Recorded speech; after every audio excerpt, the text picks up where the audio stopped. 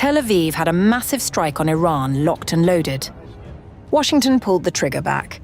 But when Iran's missiles fell, Netanyahu fired anyway. The Israeli Prime Minister sings ballads for unity in Trump, threatens half of the Middle East in the same breath. Is this a power play or an open mutiny?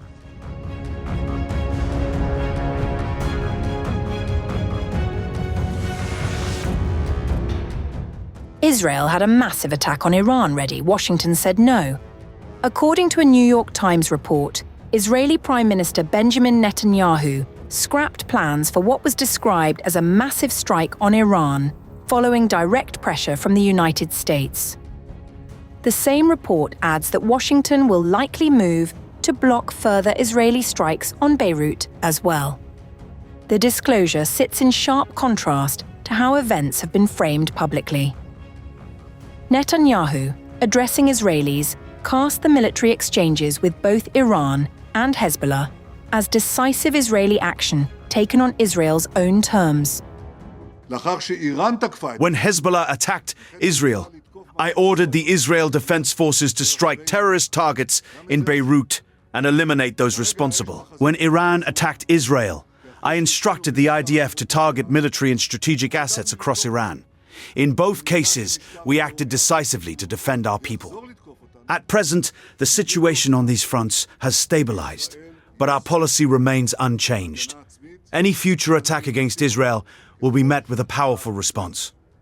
Israel has the inherent right to defend itself, and we will exercise that right whenever necessary. Netanyahu told Israelis the situation on both fronts had stabilized, and that Iran and Hezbollah had suffered significant setbacks. He was firm that Israel's overall posture had not changed, warning that any future attack would meet a powerful response. I say this to you, the citizens of Israel, and I also convey it in my discussions with President Trump. Through unity, determination, and resolve, we will continue to defend the state of Israel, and with God's help, restore security to the north. Despite Bibi singing songs of unity and Trump, the Jerusalem Post's Herb Keenan said that the strike that did happen was itself an act of defiance. Trump had publicly urged Netanyahu not to respond after Iran fired 11 ballistic missiles at Israel on June 8th. Netanyahu struck anyway, defying his most powerful ally. Keenan draws the comparison to June 3, 1967, when Prime Minister Levi Eshkol received a letter from US President Lyndon Johnson warning Israel not to preempt. Eshkol read it and launched the Six-Day War 2 days later, on June 5th. The calculus then, and Netanyahu's calculus now, was the same. Israeli interests come before Washington's preferences.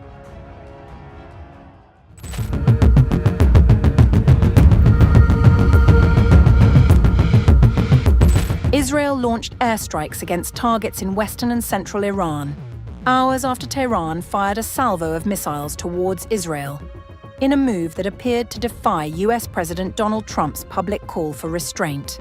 The Israel Defense Forces announced that Israeli warplanes had already begun retaliatory operations. The Air Force, guided by military intelligence, struck military targets of the Iranian terror regime in western and central Iran a short while ago. Further details to follow.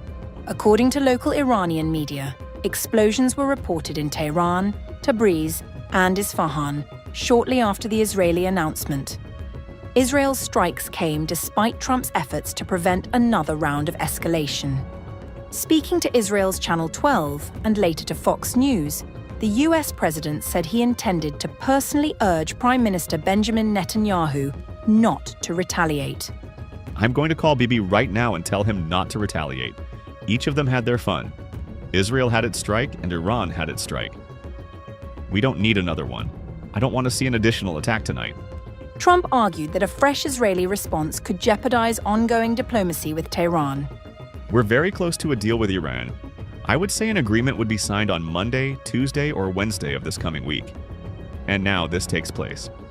Earlier, in an interview with the Financial Times, Trump had emphasized Washington's control over negotiations, stressing that Israeli Prime Minister Benjamin Netanyahu will have no choice but to accept any deal the US negotiates with Iran. He won't have any choice. I call the shots. I call all the shots. Netanyahu doesn't call the shots. It's not going to have any impact on the deal. Meanwhile, Israeli political figures across the spectrum backed a forceful response. Far-right National Security Minister Itamar Ben-Gvir posted on X. Tonight, Tehran must burn. Former Prime Minister Naftali Bennett also called for a strong military response. This is a moment of truth. Is Israel a sovereign state capable of defending itself? A weak or symbolic response will signal to our enemies that the blood of our citizens has been spilled with impunity. Therefore, Israel must act with strength and effectiveness. In this matter, we all, every citizen of Israel, stand together. Iran, meanwhile, defended its missile attack as a response to Israeli operations in Lebanon. In a televised statement, Khatam al-Anbiya Central Headquarters spokesman Ibrahim Zolfagari warned that further Israeli action would trigger a harsher response. Despite previous warnings from the Islamic Republic of Iran, the child-killing Zionist regime, having crossed all red lines and increased its attacks in southern Lebanon, has targeted Beirut's Dahieh. We had warned that if the crimes in Beirut's Dahieh expand, we would attack targets within the occupied territories. The Zionist army must stop its attacks on southern Lebanon and Dahieh. Should it expand its attacks on that region, or respond to Iran's action, it will face even more crushing and regrettable blows, and devastating attacks will be launched against the regime and its supporters. Victory is only from God, the Almighty, the Wise. The IDF said its air defense systems intercepted all incoming Iranian missiles, reporting no successful impacts. The Air Force has intercepted all the missiles launched from Iran so far. The IDF has now identified additional launches fired toward the State of Israel. The Air Defense Array is continuously identifying and intercepting threats. You are requested to continue to heed the instructions of the Home Front Command and the guidelines distributed to you.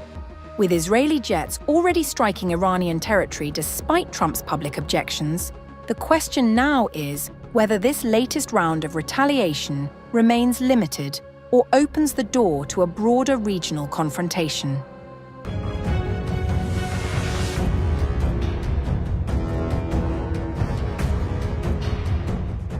Tensions in the Gulf of Oman are once again making headlines after Iran and the United States offered sharply conflicting accounts of a reported maritime confrontation. Tehran says its navy forced American warships to withdraw. Washington says no such incident took place. Iranian state media has reported that the Iranian Navy fired warning missiles and drones at US warships operating in the Gulf of Oman, accusing the US Navy of harassing maritime traffic and seizing commercial vessels and oil tankers. According to Iranian reports, the Iranian Navy used Qadir missiles and newly introduced Shahid Dana attack drones to issue warning shots at 2 US Navy destroyers, identified as DDG-103 and DDG-87. Iranian authorities claimed that following the incident, the destroyers left the Sea of Oman and moved towards the Indian Ocean. The amphibious assault helicopter carrier USS Tripoli was forced to leave the area. The IRGC warned that although what it described as enemy vessels had moved beyond the range of the missiles used in the operation, longer-range missiles remain available and could be employed if necessary. Meanwhile, the IRGC Navy has issued a warning to American ships operating in waters near Iran. If they carry essential cargo such as fuel or food, they must notify Iran, which will then take responsibility for their security and schedule their passage through the Strait of Hormuz. State television further claimed that satellite imagery showed what it described as the dispersal of the terrorist US fleet, following what Iranian officials called a decisive naval response. The claims come amid continuing tensions over maritime security in waters surrounding Iran, where disputes over sanctions enforcement and commercial shipping have repeatedly raised the risk of confrontation. The operation took place as Washington continues to enforce sanctions targeting Iranian oil shipments and related maritime activity. However, the US military has strongly rejected the Iranian claims.